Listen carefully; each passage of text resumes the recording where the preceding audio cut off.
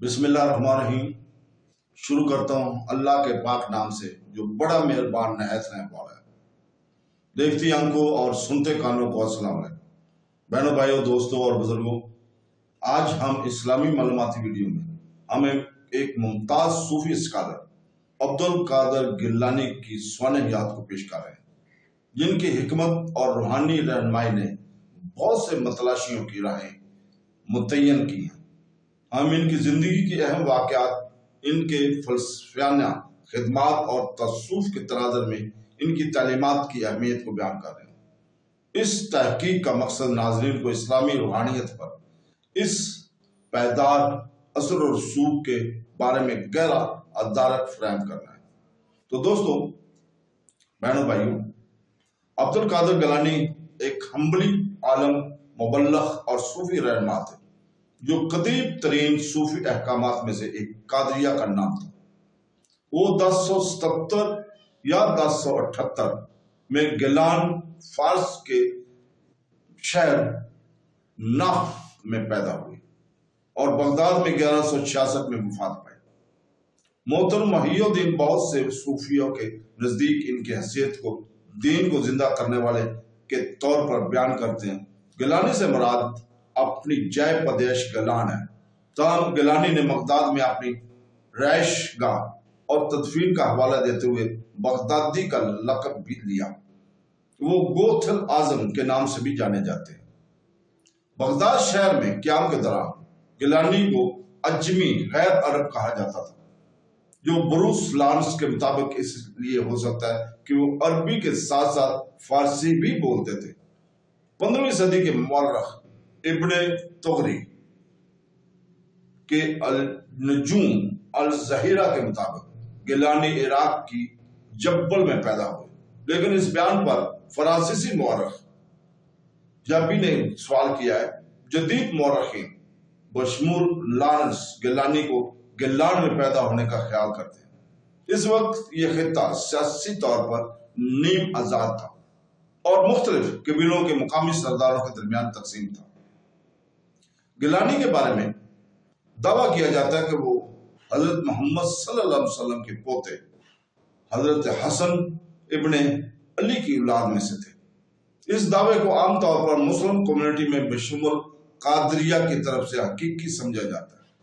लारंस ने इस दावे को गिलानी के बज़ैर फारसी पस मंजर से मुतसादम पाया है और ख्याल किया कि इसका सुराग ज्यादा पुरजोश हाशिया नगारों ने लगाया है।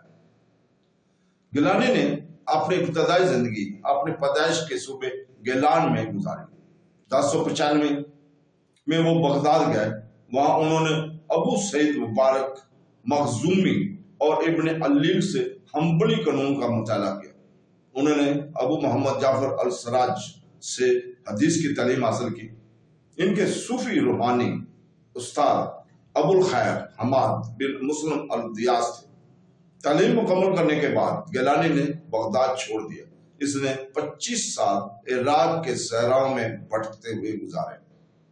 तो दोस्तों, गिलानी का तअल्लुक शाफी और हम्बली मसलक से था। उन्होंने शाफी फिका को हम्बली मकतब के बराबर रखा और बेअक वक्त इन दोनों के मुताबिक फतवा दिया करते थे। इसलिए नोवी ने अपनी किताब पुस्तान और अरफरैन में रूहानी अकाओं का बाग में इनकी तारीफ करते हुए कहा, हमने बगदाद के शेख मुहियुद्दीन अब्दुल कादर गिलानी रहमतुल्लाह बगदाद में शाफियों और हम्बलियों के शेख से ज्यादा बावकार किसी को नहीं पाया। 1127 में गिलानी बगदाद वापस आए और अवाम को तबलीग करने लगे। उन्होंने अपने उस्ताद अल-मज़ख़ूनी के स्कूल की तदरीसी अमले में शमूलियत अख्तियार की और तुलबा में मकबूल थे। सुबह को हदीस और तफसीर पढ़ाते और दोपहर को इल्म, कलम और फज़ाइल अल कुरान में गुफ्तगू करते। इनके बारे में कहा जाता है कि वो एक कायल मुबल्लग थे, जिन्होंने मुतअद्दिद यहूदियों और ईसाइयों को तब्दील किया और जिसने सूफी तसव्वुफ को इस्लामी कानून के साथ मरबूत किया। शेख अब्दुल कादर गिलानी मस्जिद बगदाद में 1925 में الگنانی کا انتقال 1166 میں ہوا اور بغداد میں دفن ہوئے۔ اس کا عرس ایک صوفی بزرگ کی برسی روایتی طور پر 11 ربیع الثانی کو منائی جاتی ہے۔ سفید شاہ اسماعیل اول کے دور میں گیلانی کا مزار تباہ ہو گیا تھا، تاہم 1935 میں عثمانی شہنشاہ سلمان عظیم نے مزار کو ایک گنبد بنایا تھا۔ تو دوستو، شیخ عبدالقادر جیلانی نے باطنی تحقیر اور اللہ کی طرف حقیقت کے لیے اپنے ہمدردانہ اور جامع انداز فکر کے ذریعے ہزاروں لوگوں کو اسلام قبول کیا۔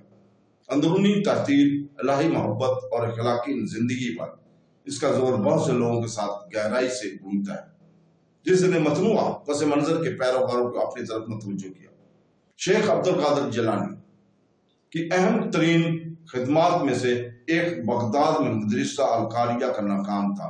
یہ ادارہ اسلامی تعلیم اور روحانیت کا مرکز بن گیا تھا، جس نے مختلف خطوں کے طلباء کو راغب کیا۔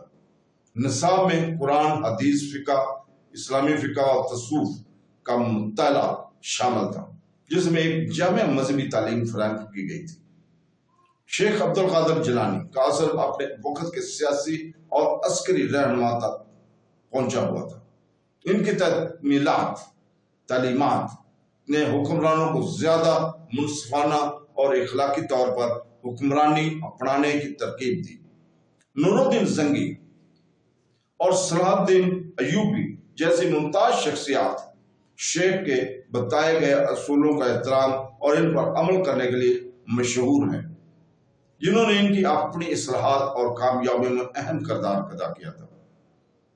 تو دوستو، بہنوں، بھائیوں اور بزرگوں، کل ہم صوفی اسکالر عبدالرزاق گیلانی کی سوانح یاد کو پیش کریں گے۔ تو کل تک کے لیے اجازت، اللہ حافظ۔